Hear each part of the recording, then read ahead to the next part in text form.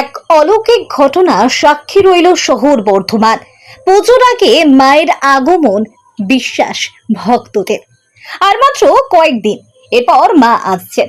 এরই মধ্যে আজ বর্ধমান শহরের রামকৃষ্ণপল্লী শিব কালী মন্দিরে ঘটে গেল এক অলৌকিক ঘটনা।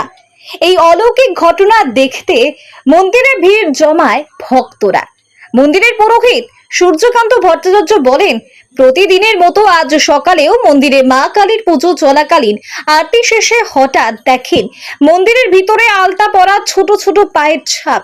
গোটা মন্দিরের ভিতরে এমন করে পায়ের ছাপগুলো সেজে আছে যা দেখে মনে হয় কোনো ছোট মেয়ে মন্দিরের ভেতরে হাঁটা চলা করেছে। হঠাৎ মন্দিরে এরকম দৃশ্য দেখে আতঙ্কিত হয়ে পড়ে পুরোহিত। এই ঘটনার কথা চাউর হতেই মন্দির চত্বরে জমায় থন ভক্তরা। ভক্তরা দেখতে পান মায়ের আলতা পরা পায়ের ছাপ। দীর্ঘ সময় থাকার পরে আস্তে আস্তে মলিন হয়ে যায় এই পায়ের ছাপগুলো। প্রায় 57 বছরে পুরনো এই মন্দিরে এই প্রথম দেখা গেল মায়ের আলতা পরা পায়ের ছাপ। তবে শিবকালী মন্দিরে দেবীর যে মহিমা আছে তা বিশ্বাস করেন ভক্তরা, কারণ যে যা মানত করেন সকলের মানত পূর্ণ হয় বলে জানান ভক্তরা। তবে একটি প্রবাদ বাক্য আছে, বিশ্বাসে মিলায় বস্তু, তর্কে বহুদূর। বর্ধমান থেকে সঞ্চিত করে রিপোর্ট, বর্ধমান পত্রিকা ডিজিটাল।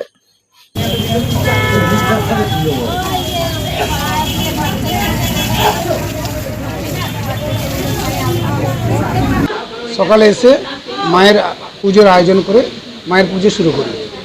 পুজো শেষ হয়ে মায়ের আরতি আরম্ভ করি।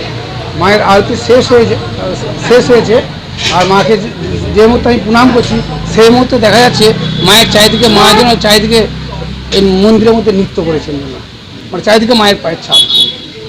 বাচ্চা মেয়ে যেন যেভাবে ঘোরাফেরা করে সেইভাবে মা যেন চাতারের মধ্যে চারিদিকে ঘোরাফেরা করে। মেয়েরা যেমন আলতা পরলে যে আলতা পায়ের যে ছাপটা হয় সেই ছাপটা, আর সামান্য একটু আছে। মা যেখানে আছেন, হ্যাঁ, সে তো সবসময় অনুভব করে। মানে এখানে এসে দেখলাম যে মায়ের পায়ের ছাপ গোটা মেঝেতে ভর্তি, আস্তে আস্তে মিলিয়ে যাচ্ছে। আরও 2-3টে ছাপ রয়েছে। তো ঠাকুরমশাই যখন পুজো করছিলেন, আরতি করছিলেন, আরতি হয়ে গেছে। এবার পেছন ফিরে দেখছে যে মায়ের পায়ের ছাপ, মনে হচ্ছে যেন কেউ নৃত্য করেছে। একদম বাচ্চা মেয়ের পায়ের ছাপ, একদম ছোটো ছোটো পা, বোঝা যাচ্ছে এখনও 2-3টে ছাপ রয়েছে। আর মন্দির চত্বরে সেই টাইমে ভিড় ভাট্টা করছিল, 2-1জন হয়তো এখানে ছিল, পুরোহিত মশাই একাই ছিল। আমরা এসে সব দেখছি।